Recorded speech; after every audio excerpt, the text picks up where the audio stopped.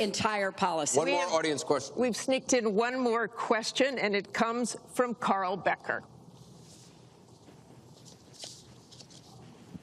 Good evening.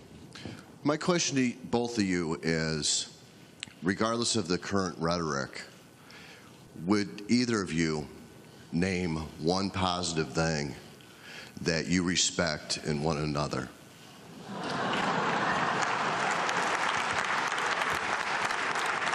Mr. Trump, would you like to go first? Well, I certainly will, because I think that's a very fair and important question. Look, I respect his children. His children are incredibly able and devoted, and I think that says a lot about Donald. I don't agree with nearly anything else he says or does, but I do respect that. And I think that is something that, as a mother and a grandmother, is very important to me. So I believe that this election has become, in part, so conflict-oriented, so intense, because there's a lot at stake.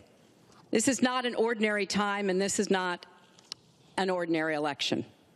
We are going to be choosing a president who will set policy for not just 4 or 8 years, but because of some of the important decisions we have to make here at home and around the world, from the Supreme Court to energy and so much else.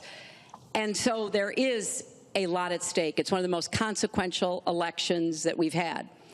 And that's why I've tried to put forth specific policies and plans, trying to get it off of the personal and put it on to what it is I want to do as president.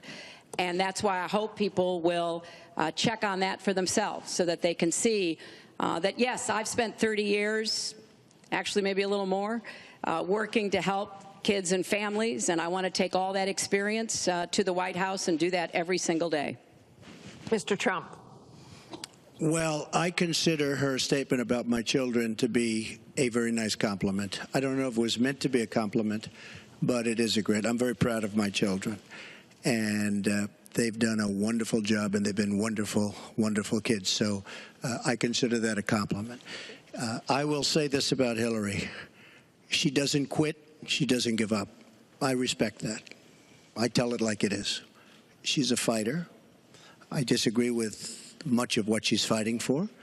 I do disagree with her judgment in many cases.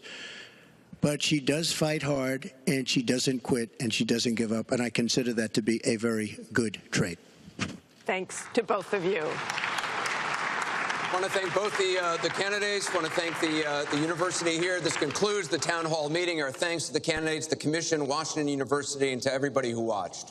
Please tune in on October 19th for the final presidential debate that will take place at the University of Nevada, Las Vegas. Good night, everyone.